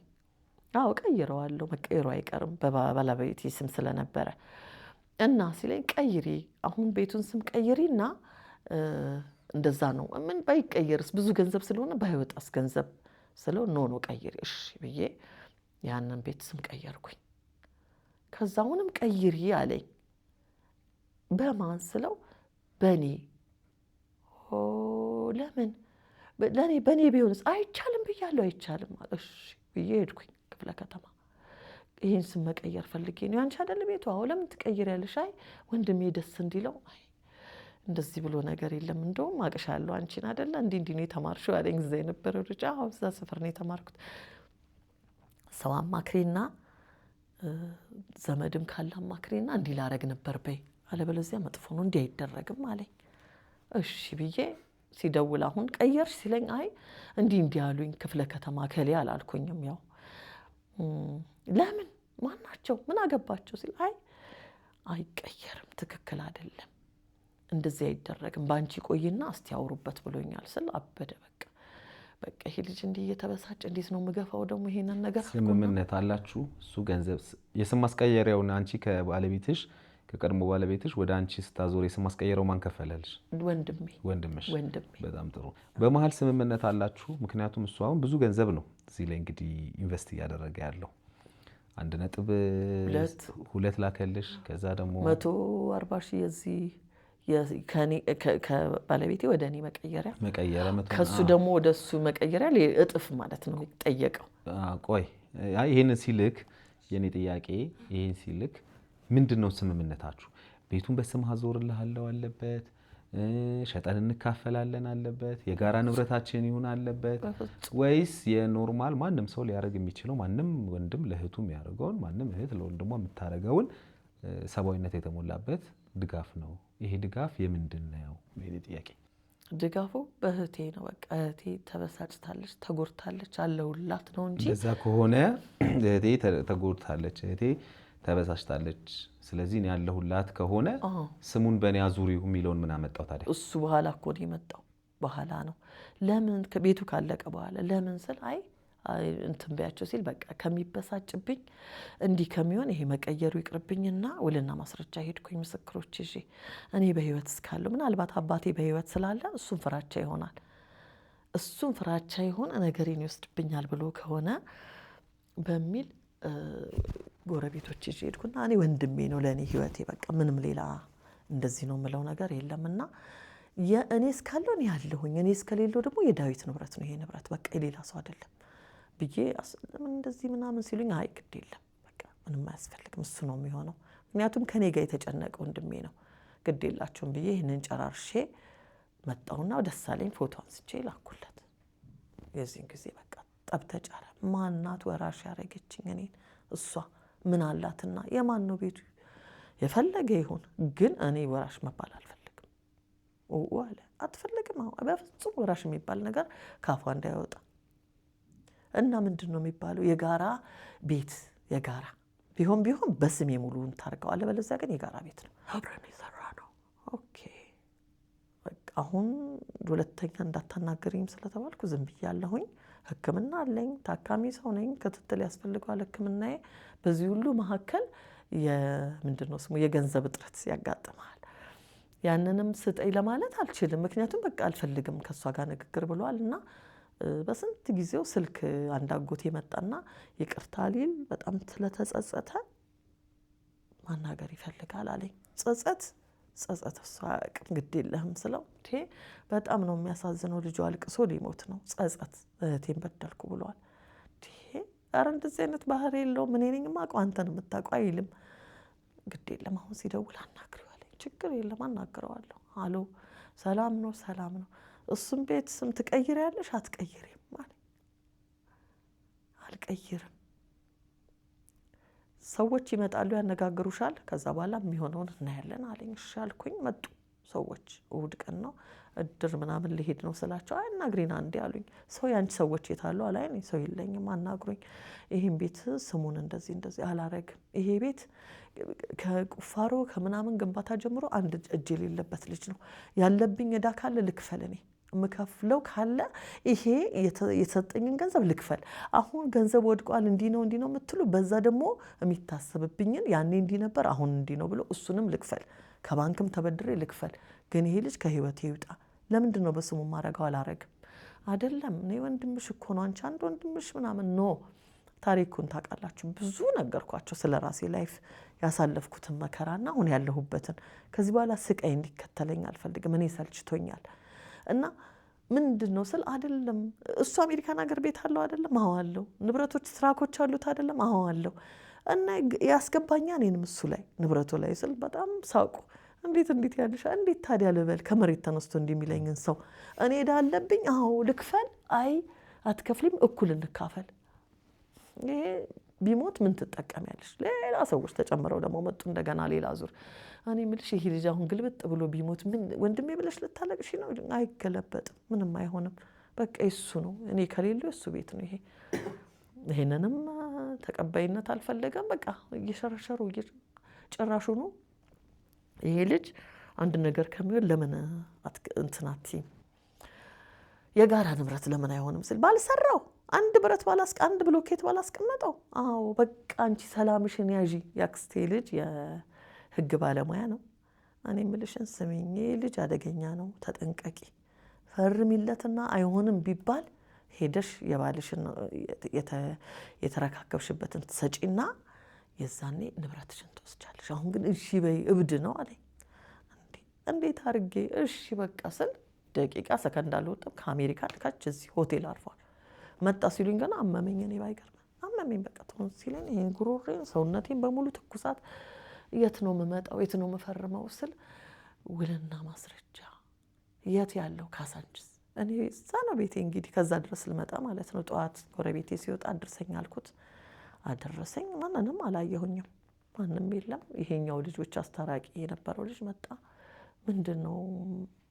ምንም ችግር የለም፣ ደስተኛ ለመምሰል ሞክሬ አለኝ። እንዴት አድርጌ ደስ ይለኛል? አሞኛል እኮ አሁን እዚህ ጋር ደስ እንዳለው ሰው ለመሆን ሞክሪ። እዚህ ጋር የህግ ቦታ ነው፣ መጥፎ ነው አለኝ። አላቅም እኔ አልልም አልኩት። ደስተኛ ለመሆን አልሞክርም ብዬ እንትኑ ላይ አግዳሚው ነገር ላይ እንደዚህ እንደመተኛት አልኩኝ። በቃ ሲጨርሱ ሲወጡ ሲወርዱ እሱ የለም። ወንድሜ ይሄን ሁሉ ላይ አላየሁትም። ያኛው ግን ይወጣል ይወርዳል። መጨረሻ ላይ ጨርሳ ሴትዮዋ ኑ ፈርሙ ለማለት ሲባል ኮፒ አድርጋችሁ ነው ስትላቸው ሄድኩና ጠገቧ እናትዬ ቤቱ የኔ ቤት ነው፣ ግን በፍርሃት በድንጋጤ በህመም በብዙ ነገር በብቸኝነት ፈርቼ እዚህ ውስጥ ልገባ ነው። እንትንሽ እኮ ሊቀየር ነው አለችኝ። ይሄ የእሱ ንብረት ነው እንጂ አንቺ አይደለም ቤት ጠባቂ እንደነበርሽ። ምን እንዴ? ደነገጥኩኝ። እና ስላት ልክ አይደል እንዴ? እኔ ቤት ነው የራሴ ቤት ነው ከባሌ የተቀበልኩት ስል እንዴ ልክ አይደለም አለችኝ። ሄጄ ቁጭ አልኩ ቦታዬ ላይ። ብድግ ስል ቁጭ በይ አንቺ አሞሻል ይለኛል ያክስቴ ልጅ። ብድግ ስል አሁንም አንቺ ለምን አታርፊ ማሞሽ የለ እንዴ ሲለኝ በቃ ደነገጥኩ በጣም። አሁን እንደዚህ ሰውነቴ ይንቀጠቀጣል። ግማሹን ማግኘት እንኳን እድለኛነት ነው እስክል ድረስ ማለት ነው። በግማሽ በኋላ ተጠራ። ይሄ ፊርማ ይሄ ልክ አይደለም፣ ጽሁፍ ይስተካከልልን የሚለውን ሲያይ በለቅሶ አበደ። ለምንድን ነው የምታለቅሰው? ምን ሆነሃል? ምን ከፋ? በለካ ሙሉ ለምን አልሆነም ነው መሰለኝ። አላቅም እንግዲህ እሱን ይሁዱን አላቅም። አንቺ ልትፈርሚ ሄድሽው ምንድነው ተስማምተሽ? የጋራ ንብረት ነው። አብሮ አቅርቦት በጠቅላላ ከድሮ ጀምሮ አቅርቧል። ስለዚህ አብረነን የጋራነን ብለሽ ልትፈርሚ ሄድሽ። አዎ ስትሄጂ ደግሞ እሱንም እኮ እኔ አሁን የፍርሃትና የድንጋጤ የመመታት እንጂ ገባኝ። የሆነ ሰው ብሎኛል አይደለ ያልሽኝ? እንደዛ የሆነ ሰው ብሎኝ ያክስትሽ ልጅ። እሺ ከዛ ግን ስትሄጂ ደግሞ ልትፈርሚ ስትሄጂ ደግሞ ምንድነሽ አንቺ? ጠባቂ ቤት የተዘጋጀልሽ ወይ እቴም ምናምን የሚል ነገር የለም። ያው የሷ ነበር ስሟ፣ ወደሱ ይቀየር። ያው ቤቱ የነበረ ሰው ከነበረው ሰው ወደዚህ ወደ ባለቤቱ ይመለስ የሚል ነበር ፈርሜ የነበረው። እሺ ከዛ አስፈረምሽ? ደነገጠች። ቆይ ብላ ወደ ውስጥ ገባች። ወደ ውስጥ ቢሮ ገባች ሴትዮዋ። በቃ አንተ ነው የምታጣላቸው፣ እንደውም ዞር በል አንተ ምናምን አለችው ያንን ልጅ። ስሚ እኔ እኮ የህግ ባለሙያ ነኝ፣ እኔ እኮ እንዲህ ነኝ ሲላት፣ ዞር በል በህግ አምላክ አንተን አልፈልግም፣ እኔ ወንድምሽን ትወጂ የለ እህትን ትወዳት የለ የጋራ እንትን ላይ ፈርሙ ብላ አስፈረመች ማለት ነው። እኔ አሁን ድንጋጤ ውስጥ ነኝ፣ ህመም ውስጥ ነኝ፣ ድንጋጤ ውስጥ ነኝ። ስለዚህ ሙሉ በሙሉ ልታዞር የነበረው ወደ ግማሽ ወደ ጋራ ንብረት በድንጋጤ አሁንም በድንጋጤ እኔ አስጥሉኝ አይነት የሚያስጥለኝ ሰው አሁን በወጣ ከዚህ ፈረምኩኝ አይ አልፈረምም ይሄ የራሴ ነው ብዬ ብል ስወጣ ምን እንደሚያጋጥመኝ አውቃለሁ። በሙሉ ፍርሃት ውስጥ ነው ያለሁት። ፈሪያለሽ ወንድምሽን እንዴ እሱ ያልተፈረማን ይፈረም ምንም እኮ ሰውነት የለውም። አሁን መጥቶ የሆነውን በቦክስ መስታወቱን ሲል በጭቅጭቅ ቤቱ ደም በደም ሌላ እንደገና በቦክስ ደም በደም እየተንሸራተተ እየጣለው ደሙ ከመብዛቱ ከመፍሰሱ የተነሳ እኔ የትልግባ እንዲህ ሲያሳይ ደም። እሺ ያን አሁን የጋራ እኩል የጋራ ንብረት ብለሽ ፈረምሽ? አዎ እሱን ፈረመ? አዋ እያለቀሰ ደም እንባ አይዞ በቃ ምን ሆነ ለምን ሰው ፊት ነው እዛ የሚያለቅሰው እና ይሄ በስብሶ መሬት ሁሉ ባንኮኒ ሁሉ ነው እንዲህ ሰው ሁሉ እንዲህ ምን ሆኖ ነው እይዬ በቃ ውስጥ አለ ዋናው ሰው። ለማንኛውም እኔ እንሂድ ወደ ቤት እንሂድ ሲባል እሺ እኔ የት ላርጋችሁ አሁን ምናምን የሆነ ምግብ ቤት ነኝ ምግብም አልፈልግ ምንም ብቻ ልቀቁኝ ወደ ቤት ሄድ አሞኛል።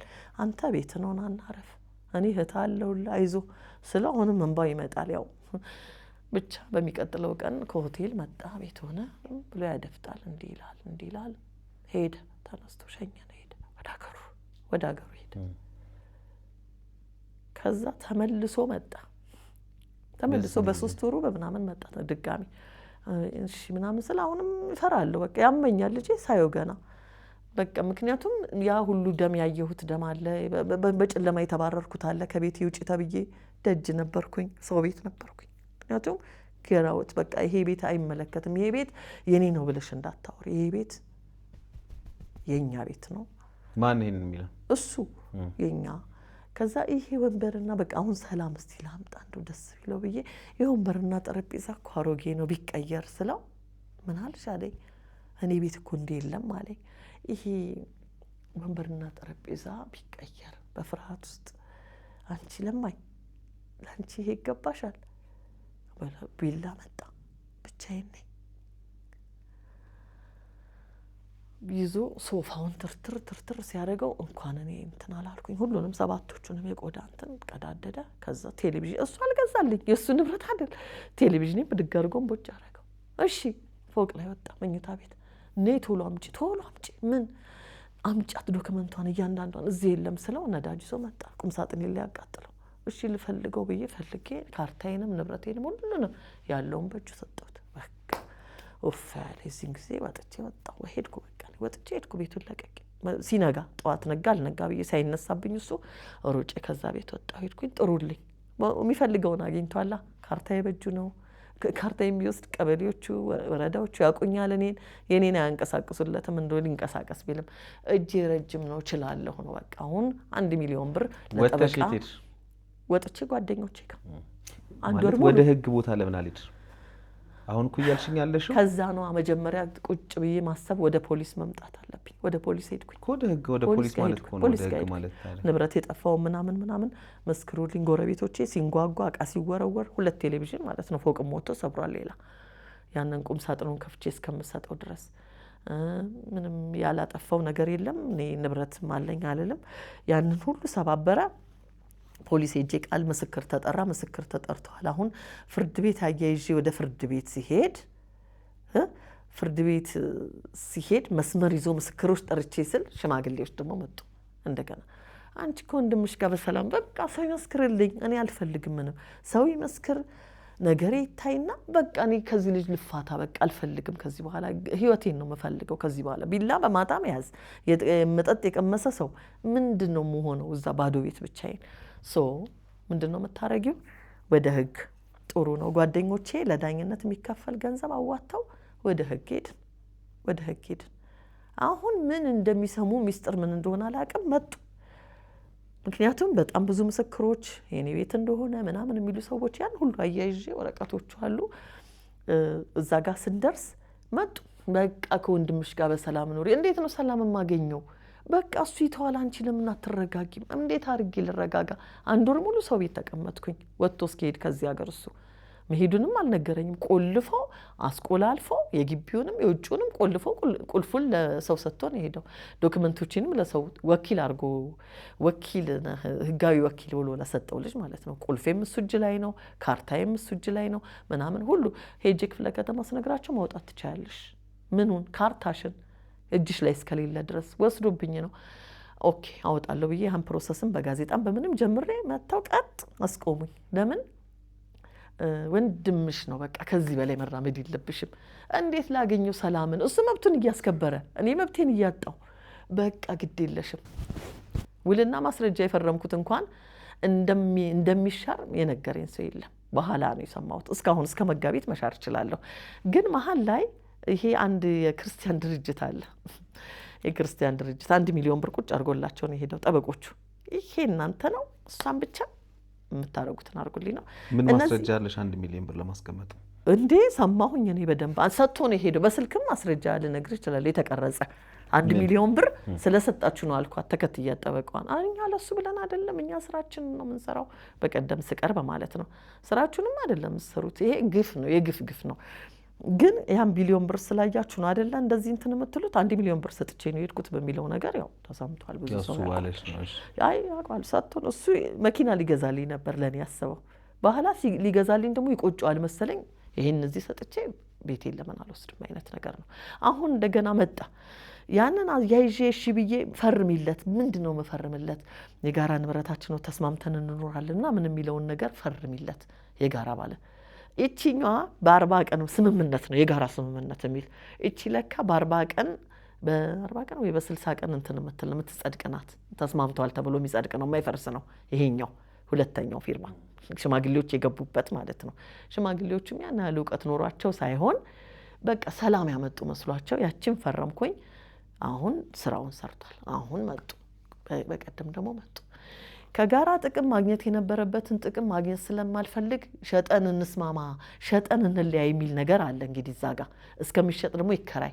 አሁን ጥቅም ስላላገኘው እየተቀመጠችበትን እንድትከፍል 50 ሺህ ብር በየወሩ እኔም ማለት ነው። በቀደም ለምንድን ነው ይሄን ደግሞ ያመጣው ስለው አይ ደንብ ነው ዛጋ ስላለቀ እዚህ ጋር አልፈርምም እፈርማለሁ ብትይ ችግር የለውም ስለዚህ ፈርሚ 50 ሺህ ብር ባለዳኔም ብዬ አዎ ሌላም እምቢ ካሉ ወደ ሐራጅ እንድሄድ የሚለውን ነገር ማለት ነው። ይሄ ሁሉ በብዙ ስህተት በብዙ ፊርማ መጭበርበር በብዙ ድንጋጤ ይሄኛውንም ተፈረማ። አሁን 50 ሺህ ብር የ3 ወር በፊት አለብሽ። 8 ወር ብቻ ነበር ልቀመጥ ያልሽው ቤት ውስጥ የ8 ወሩ አልቆ እንደገና ሌላ 3 ወር ኖረሻል። የ3 ወር አለ አሁን ደግሞ 2 ወር ጨምሯል። የ5 ወር 50 ሺህ ብር አለብሽ እዳ። የቤት ኪራይ ትከፍያለሽ በነጻ ትኖሪ። ምክንያቱም 100 ነው የሚከራየው ቤቱ 50 ሺህ ብር ትከፍያለሽ ተባልኩኝ። ሰላም ከሰጠኸኝ እኔ እንዲህ እየተቀያየራችሁ እየመጣችሁ ስንት ናችሁ ጠበቆቹ ለመሆኑ? ስንት ነው? እኔ 3-4ኛ ሰው ነው አሁን የማይወስል። አይ እኔ አይደለሁም ግን ይመጣል ዋናው እስከዛ ድረስ ክፍለ ሀገር ሄዶ ነው ለበዓል ምናምን አለኝ። እሺ ብዬ አሁን ሄዱ እነሱ። አሁን በቀደም በ6 ተጠራሁኝ ነበረ ፍርድ ቤትና ቆምኩኝ። እንትን አፈጻጸም አስገብተው ቤቱ ይሸጥና በሐራጅ እንካፈል የሚል እኩል እንካፈል። እሺ ከዛ ማለት እዚህ ጋር ያለቀ ጉዳይ ነው። ምንድነው የተከራየ የኖርሽበትንም ክፈይ የሚለው ጸደቀ። እሱን አላየው እሱ አላየው። እነሱ የሰጡኝ ወረቀት ነው እሱ። ይሄኛው እሱ እዚህ አለ አሳያለሁ። አሁን ወረቀቶችን ማነው እንደዚህ የፈረምኳቸው ምናምን ብዙ ፊርማው 3 ወይ 4 ፊርማ ከዛ የተበላሻለ ይሄን ሁሉ ይዞ አሁን ፍርድ ቤት ስቀርብ ምን ነበር ለምንድን ነው ያልሸጥሽው ሲለኝ መናገር የለብኝም እዛ ጋር አፈጻጸም ነው እሱ። መሸጥና መከፋፈል ነው ስራው። የኔ ያልሸጥኩበት ምክንያት ቤቱ ላይ አንድ ብሎኬት አላስቀመጠም ይሄ ልጅ የኔ ወንድም። ግን በግፍ እዚህ ጋር ደርሻለሁ። ተገፍቼ በብዙ ሰዎች በቃ ምናምን በመባል እዚህ ጋር ደርሻለሁ። አሁን ይሄንን አይደለም እኔ ለምን አልተሸጠም ነው። አዎ ለምን ያልተሸጠበት ስለሚቆጨኝ ስለማይገባው ልጁ ውሸታም ስለሆነ በብዙ ገንዘብ በብዙ ሰዎች ዙሪያ ገንዘብ በመስጠት እኔን እየተበቀለኝ ስለሆነ ስለው እሺ አለ። ስንት ወር ይሆንልሽ አለኝ። 1-5 ወር ስለው እሷ በፍጹም 1 ወር ካልሆነ በፍጹም በጣም ችግር ላይ ናቸው ደንበኞችን ስለ 3 ወር ሰጥቻለሁ ብሎ አሰናበተኝ። አሁን በዚህ ላይ ናቸው ያላችሁ በ3 ወር ውስጥ ቤቱ ይሸጥና ተካፈሉ የሚል። በዚህ መሀል ከወንድምሽ ጋር አውርተሻል? እኔ ልክለታለሁ መልእክት 3 ምናምን አለ ስልኬ ላይ 2። እኔ እኮ ወንድሜ እምወድህ እኮ ነህ። እንዴት ነው ነገሩ? እንዴት እንደው ያለ መሳቂያ ነው እኔ እናንተ እንደዚህ ያ ሁሉ ፍቅር የሳራና የዳዊት ፍቅር የሚባል እኔ እንደምትወደኝ እርግጠኛ አይደለሁም። እኔ ግን እወዳለሁ አሁንም። የኔ ጥያቄ እንደው መቼም አሁን ይሄን እሱም ያየዋል ብዬ አስባለሁ። ይሄን ፕሮግራም ያየዋል ብዬ አስባለሁ። ሌላ ሰው ይነግረዋል እሱም ባያየው። አዎ ግራ የገባኝ ለኔ እህት ለወንድሟ ብዙ ነገር ልታረግ ትችላለች፣ ወንድም ለእህቱ ብዙ ነገር ሊያደርግ ይችላል በፈቃደኝነት ማለት ነው። ከዛ ደግሞ ተነጋግረው ብድር የሰው ልጅ ለምሳሌ ብድር እኮ እንበደር የለ ከባንክም ከምንም ብድር ሰው ይበደራል አይደለ? ከእህት ከወንድሙም ይበደራል በአግባቡ ማለት ነው። ምክንያቱም ያኛው ሰው ካለው የግዴታ ስጥ ገንዘብን ያለን በትን አይባልም። ሰው በፈቃደኝነት ሊያበድር ይችላል ልክ ለሌላ ሰው እንደሚያደርገው ማለት ነው። ከዛ ያ ሰው ችግሩን ያልፍና ከዛ በኋላ ይመልሳል። እኔ ማወቅ የምፈልገውና ግራም የገባኝ አሁንም ቅድምም ጠይቄሻለሁ አሁንም የምደግመው እነዛን ብሮች 1 ሚሊዮን ምናምን የሆነ ምናምን ብር ሲሰጥሽ ስምምነት የላችሁም ወይ? ብድር ነው ወይ ሰርተሽም ይሁን አከራይተሽም ይሁን ትመልሽልኛለሽ የሚል ንግግር ነበር ወይ ዝም ብሎ አንስቶ ነው ገንዘቡን የሰጠሽ? ዝም ብሎ እኔ ጨርሰዋለሁ ያን ቤት እኔ ጨርሰዋለሁ። ፌመስ የመሆን ይሄ አሁን እኔ በክፉና በደግ እንትን ሳይሆን ምን ያደርግልሃል ቤቱ እስቲ ንገረን ሲባል ድሆች እረዳበታለሁ።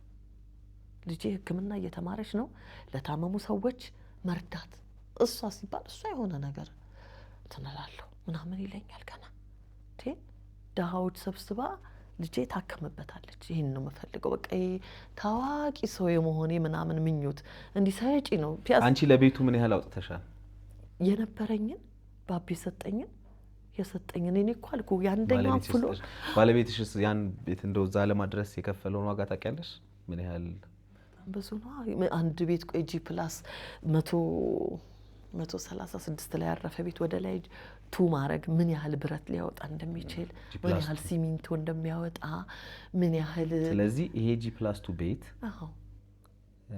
አሁን ወንድምሽ እዚህ ቤት ላይ ያወጣው በገንዘብ መጀመሪያ ስንት 1.2 ከዛ በኋላ መቀየሪያ ስንት ብር 140,000 1.2 እና 140,000 1,340,000 ሌላ እዛ ቤት ላይ ያወጣው የሰጠሽ ነገር አለ? መጋረጃ በገንዘብ ምን ያህል ገንዘብ? እኔ ራሱ ነው ገዝቶ የመጣው። ይሄንንም ገንዘብ ሌላ ገንዘብ ቤቱ እንዲሰራ ቤቱ እንዲያልቅ ለፊኒሺንጉ ለምናምኑ ከዚህ ውጪ ገንዘብ አለ ወይ? የሰጠሽ ገንዘብ አለ ወይ? ገንዘብ ይኸውልህ ኮንዶሚኒየም ነበረኝ ድሮ የተመዘገብኩት ድሮ 2005 ያ የተመዘገብኩትን እኔ እየቆጠብኩኝ እንትን እያልኩኝ እሱን ወስዳለሁና እሱን ቤቱን ከወሰድኩ በኋላ ሸጬ ቤቴን ጨርሳለሁ። እኔ ከሱም አልጠበቅኩም ነበር። ይሄ ነው ሐሳቤ። ይሄ እያለ ይሄ ልጅ ኮንዶሚኒየሙን እያለ ካርታ ማውጣት አልችልም አልኩት። ኮንዶሚኒየምን እፈልገዋለሁ ካርታ አልቀየርም ያልኩት ለዚህ ነው። በፍጹም መቀየር አለበት ብሎ ሰማይ ምድር ሲደባለቅ እሺ አልኩኝና ያንን ኮንዶሚኒየምን ብሬን አውጥቼ ወሰድኩኝ ለራሴ 300,000 ብሬን የተጠራቀመውን ነው ገብቷል ለኑሮዬም ቢሆን። ከዛ እሱም እጄ ላይ መኖሩን ሳይ የሆነ ነገር ሊገዛልና አንቺ እንትን በይ ያስገባልሻለሁ ይለኛል። ብሩን እኔ እኮ የለኝም ስለ አይ እሰጥሻለሁ በኋላ ይሄ ባዶ የማስቀረት አይነት ባዶ የማስቀረት። ቆይ በዚህ መሀል ደግሞ ቅድም አንቺ ምን ብለሽኛል? ወደ 300,000 ብር አሜሪካ ድረስ ልከሻል። አዎ እሱ አይነሳም። እሱ አልተነሳም ተነስቶ ማያውቅም። ምን ለምን አይነሳም ማለት አላክሽም? ልክ ያለው ማስረጃ ያለሽ ላክሽበት? አይ እኔ ሰው ሳገኝ እኮ ነው ስጡልኝ በቃ ተቸግሯል ብዬ ላኩለት ለሰው እንጂ እኔ ምን ማስረጃ እሱ ማስረጃ የለው እኔ ማስረጃ የለኝ። ስለዚህ እኮ አሁን ይካካስ ቢባል 300,000 ብር ከ1 ሚሊዮን 350,000 ብር ያንቺ 300,000 ብር ሲቀነስ ኦልሞስት ወደ 1 ሚሊዮን ብር ነው የሚቀረው። እንግዲህ አንቺ ባልሽ መሰረት ይሄ ማለት ነው። አንተ ትክክል ነህ፣ እሱ ትክክል ነህ። ግን ያቺን 300,000 ብር እንኳን እንዳልጠቀም እስቲ ይሄን ለገዛ ነው ከፈይና በኋላ ሰጥሻለሁ የሚል ነገር እንደዚህ ወሰድ ውጥት ከጂ ብዙ አለና ደነገጥኩኝ። ይሄ ነገር ሲሄድ ደግሞ ሄጄ ልክልሻለሁ። ከዛ አሁን ግን ሲመጣ ይሄን ሶፋና ይሄን ቴሌቪዥን ሊሰባብር ሲል እኔ አንቺን ቁጭ ብለሽ መሬት ላይ ስትለምኝ ማየት ነው የምፈልገው አለኝ። ምን አደረኩ ስለው አሳይሻለሁ አለኝ። በቃ ይሄ ጤናማ ንግግር እንዳልሆነ ሲገባኝ በቃ ይሄ ወንድሜ አይደለም፣ ይሄ ሌላ መንፈስ ውስጡ ገብቶ የሚናገር ልጅ ነው። እንዴት እንዲህ ካፉ ወጣለት፣ እንዴት ደፈረኝ እንደዚህ የሚል አልኩኝ። በቃ በዛ ነው። ስለዚህ አሁን ፍርድ ቤቱ ለሐራጅ ለ3 ወር። አሁን ታዲያ ጥያቄሽ ምንድን ነው? ጥያቄ ምክንያቱም ህጉ ግራና ቀኝን አይቶ አግባብ ያለው ነገር ነው። ህጋዊ መስመር አስይዟል የራሱ ልጁ። ስለዚህ ህጋዊ ከሆነ አንድ ሰው ህጋዊ ነው። ለዚህ ነው ሁላችንም ጥንቃቄ ማድረግ አለ። አለማወቅ ከህግ ተጠያቂነት አያድንም። እውነት ነው። ገባሽ? ስለዚህ መሄድ ያለብንን ነገር ህጋዊ ነገሮችን አድርገን ህጋዊ መስመራችንን ተከትለን ብንሄድ ምንም የምናጣው ነገር የለም። ህጋዊ ነገሮችን ሌሎች እኛ ህጋዊ መንገዱን ሳንከተል ሌሎች ህጋዊ መንገዱን ተከትለው ሄደው ግን ሲፈረድላቸው ህግ ተጣሰ ማለት የለብንም። ማንም ሰው ይሄን መማር አለበት። ገባሽ አይደል? ቀሱ ህግ የህሊና ጉዳይ ነው። ፍርድ ቤት የሚያየውን ማስረጃዎች ሁሉንም ነገር ህጋዊ ክሊር የሆነ ግልጽ የሆነ ነገርን ሰው አቅርቦ ግን እንደዚህ አይነት ነገሮች ሊመጡ ይችላሉ። ሶ ምንድነው ጥያቄሽ? ጠይቂው ለራሱ እስኪ ለዚህ ካሜራ ሰው ይሄኛውን እያየ ለወንድምሽ ምንድነው ጥያቄሽ? ቤቱ አይሸጥ ነው? ቤቱን ሽጥና እሺ በቃ ችግር የለም። ምንድነው ማለት ፍላጎትሽ ምንድነው? እኔ ምን ላግዝሽ? ለምን ወደዚህ የመጣሽው? ወደ አንተ የመጣሁት እንደዚህ አይነት የመታለልና እንትን ማስጣል ይቻላል ወይ? እኔ አሁንም የጨከነ ልብ የለኝም። እሱ አይፈልገኝም እርግጠኛ ነኝ። እኔ ግን ልጆች አሉ በመሃል በጣም አይናቸው የሚንከራተት እኔ ላይ እና እንዴት እነሱ ማስጨከንስ ይቻላል ወይ? ከኔ መለየት ይቻላል ወይ? እውነት ነው ወይ? ሰው እኮ አንድ ህይወት ነው ያለው። ዳዊት የለም ማለት ልጆች ወደ እኔ ይመጣሉ። እስከዛም ነው የሚጠብቁት። ግን ለምን አንተስ ብትኖር ምን አለ? እኔስ ብኖር ምን አለ? እኔ እናንተ ይሄን ያህል የሚያጨካክን ነገር ምን መጣ? ለምን ፈለግከው ይሄንን ጉዳይ? ዓለም የሚያይ ህዝቡ ልኡ የሚልበት ሰው የሚያለቅስበት ጥሩ ነው ወይ ላንተስ? እኔስ ምን አለ ረፍ ብል ውፋይ ብል ቤት ጠባቂ ነው የሆንኩት። እስካሁን ቤት ስጠብቅ በገዛ ቤቴ ቤት ሳከራይ አልኖርኩም፣ አልተጠቀምኩም ከቤቴ። እሱ ደግሞ ጎደለብኝ ምንም በሌለው ነገር ሲል ምን ይላል? ህዝብስ ምን ይላል? ሰውስ ምን ይላል?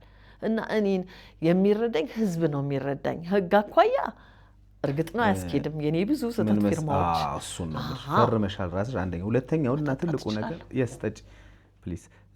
ዋናው ነገር ምን መሰለሽ? ሰው መማር ያለበት ይሄንን ነው ካንቺ ታሪክ። አንደኛ አሁንም ሁሉንም ነገር በፍቅር መቀየር ትችላላችሁ። በነገራችን ላይ አልረፈደም ማለት አሁን ፍርድ ቤት ሐራጅ ወጥቶበታል። እናንተ ተስማምታችሁ የህጉን ደግሞ መደበኛውን ትክክለኛውን አካሄድ ደግሞ በአግባቡ ሄዳችሁ ቤታችሁን ማስቀረት ትችላላችሁ። አለስ አይ እኛ በቅቶናል እዚህ ጋር ካላችሁ ያው እንዳልኩሽ ያንን ነገር ተግባራዊ ታደርጋላችሁ። ግን መታወቅ ያለበት ነገር አሁን እኔ ምን አጠፋው? እኔ ቤቴንም እኮ አላከራ። ቤትሽን ማከራየት መብትሽ ነው በነገራችን ላይ የመጀመሪያው። ለዚህ ነው ህጋዊ መንገድን መሄድ፣ በግልጽ ነገሮችን ማስኬድ። አንቺ ማስረጃ አለ። አንቺ ከትዳርሽ ከመጀመሪያው ትዳርሽ ምንጩ የዚህ ቤት ምንጭ የአንቺ የመጀመሪያ ትዳር ነው። አየሽ ክሊርሊ ይሄ ተቀምጧል። እዚህ ላይ ማነው የባለቤትሽ ስም አለ አይደለ? ሶ ስለዚህ ይሄ እዚህ ቤት ላይ አንድ ሰው አንድ ወንድምሽ ወይ አንድ እህትሽ አንቺ በህይወት እያሉለሽ መተው የኔ ነው ማለት አይችሉም። አየሽ ከዛ ሲቀጥል ያን ቤት በባለቤትሽ የነበረውን ስም ደግሞ መልሰሽ በራስሽ አደረግሽ። አሁን ምንጩ ይታወቃል የዚህ ቤት። ገባሽ? ባለቤትሽ ነው። እዚህ ላይ ሰዎች ሊያግዙ ይችላሉ እንደየስምምነቱ በብድር መልክ ወይም ደግሞ እኩል በኩል ለምሳሌ ያወጣሽውን የሚያክል ገንዘብ በቃ ልስጥሽና ቤቱ የጋራችን ይሁን አሉ ሂደት ሰዎች የሚሄዱባቸው ሂደቶች። እናንተ የቱን ሄዳችሁት የሚለው ነው። አሁን እያንዳንዷን ስትራመጂ ያኔ ስም እንደዚህ ዙር እንዴ መቼም ሰው እንዴት እውነት ነው። እኔ እህት ወንድምን ማመን አለባት፣ ወንድምን ማመን አለበት፣ ወንድም እህትን ማመን አለበት። ይሄ ተገቢ ነገር ነው። ይሄ መጥፋት መሸርሸር የለበትም። ትክክለኛ ኢትዮጵያዊነታችን ስለሆነ ማለት ነው። ነገሮችን ግን በህጋዊ መንገድ ማስኬድ ማለት ወንድምን አለማመን ወይ እህትን አለማመን አይደለም። የኔ ብለን ልናቆመው የሚገባ ነገር ካለ የኔ ማለት መቻል አለብን። ገባሽ አይደል? ስማ ዙሪ እንደዚህ እሆናለሁ እኔ እንደዚህ አደርጋለሁ አለኛል እንዴ ለምን ብሎ መጠየቅ የሚያስፈልገው እዚህ ጋር ነው። አይ ተታልዬ ፈረምኩ ወይ ደግሞ አሳዝነው ፈረምኩ ያ ደግሞ ሌላ ጉዳይ ነው። ገባሽ? እኔ ይሄን የምናገረው ለተመልካቾችም ጭምር የኔ የምንለው ነገር ከሆነ ምንጩ ከቤተሰብ ጋር የማይገናኝ ነገር ከሆነ የራሳችን የምንለው ነገር ከሆነ የኔ የምንላቸው ቦርደሮች ማስቀመጥ ህጉ ያኔ ነው የሚደግፈን። ገባሽ አይደለ? አሁን በአንቺ ባዘኔት አደረግሽው፣ ወደሽ አደረግሽው፣ ገንዘብ ተቀበለሽ አደረግሽው፣ አንቺ ነሽ የምታውቂው። ገባሽ አይደል? አንቺ ነሽ የምታውቂው። ይሄን እኔ አንቺ ልብ ውስጥ ገብቶ ሰው ያውቃል? አንቺ ይሄን ፊርማ ስትፈርሚ ባዘኔታ ፈርሚው ወደሽ ፈርሚው፣ በፍርሃት ፈርሚው፣ ገንዘብ ተቀብለሽ ፈርሚው። አንቺ ነሽ የምታውቂው። ሌላ ሰው ሊያቅልሽ መጠበቅም የለብንም። ስለዚህ እንደዚህ አይነት ነገሮችን በህጋዊ መልኩ አድርጎ መሄድ አንዳንዴ ከእንደዚህ አይነት ኪሳራዎች ይጠብቀናል። ሌላው ግን ምናልባት ወንድምሽን ያየዋል ብዬ ስለማስብ እንግዲህ አሁን የሰማነው የአንቺ ታሪክ ነው። በአንተ በኩል ያለውን እውነት ደግሞ ልትነግረን ፈቃደኛ ከሆንክ በጣም ደስ ይለናል። እንግዲህ እኛ ባለን ስልክ እሷ በምትሰጠን ስልክ አንተን ለማግኘት ሙከራ እናደርጋለን በተቻለ መጠን። እኛ ትልቁ ነገር እንግዲህ ከዚህ ቤተሰብ ታሪክ ሰው ይማርበታል፣ በጣም ብዙ ሰው ይማርበታል። ግን እናንተ እውነታውን የምናገረው ከዚህ በኋላ ያለውን ጊዜያችሁን በፍቅር በመተሳሰብ በእህትና በወንድምነት እንድታሳልፉ ነው የምፈልገው። የእውነቴን ነው። የማይስተካከል ችግር የለም፣ የማይስተካከል ነገር የለም የህሊናችን ጉዳይ ካልሆነ በስተቀር። ይሄ ሂደት ላይ የሚታየኝ እኔ እናንተ ሂደት ላይ ይሄው ነው የሚታየኝ። ምክንያቱም በቃ በምንም ሆነ በምንም እንደው አትሊስት እንደው ሸጣችሁም ነው የምለው እኔ ሸጣችሁም፣ ግን የእናንተን ፍቅር ወደኋላ ማስቀመጥ የለባችሁም ብዬ አስባለሁ። ምንም ቢሆን መቼም አንተ ደግሞ በአንተ በኩል እውነት ይኖርሃል ብዬ አስባለሁ። አይ እሷ ያለችው ነገር ትክክል አይደለም፣ ዋሽታለች፣ እውነታው ይሄ ነው የምትለን ካለ ይሄው ልታገኘን ልታወራ እንችላለን።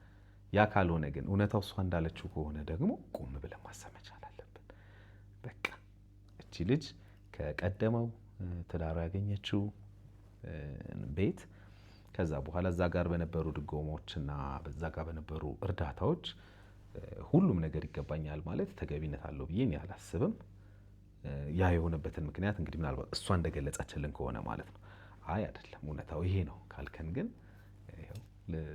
ልታገኘን ትችላለህ፣ ልታወራን ትችላለህ ማለት ፈልጋለሁ በዚህ አጋጣሚ። ከዛ ውጪ ግን እንደው ፍቅርን ማስቀደም የበለጠ ነው፣ ይቅርታን ማስቀደም የበለጠ ነው። ሰው ይሳሳታል፣ ያጠፋል። ስለዚህ ያንን ነገር ለልጆች ምንድነው የምናወርሰው የሚለው ነው ቆም ብሎ ማሰብ በጣም ተገቢ ነገር ነው ብዬ አስባለሁኝ። እንግዲህ መልእክትሽ ደርሷል፣ መልእክትሽ ተላልፎለታል። እንግዲህ እሱንም አግኝተን ለማውራት ሙከራ እናደርጋለን ከተሳካለን። ካልሆነ ግን በዚህ ታሪክ ብዙ ሰው ይማራል ብዬ አስባለሁ። በወንድምና በእህት ግንኙነት፣ በወንድምና ወንድም፣ በእህትና እህት፣ በአጎትና አክስት እንደዚህ በፋሚሊ ጉዳይ ላይ ከንብረት ጋር ያሉትን ነገሮች እንዴት እያስኬዳችሁ ነው?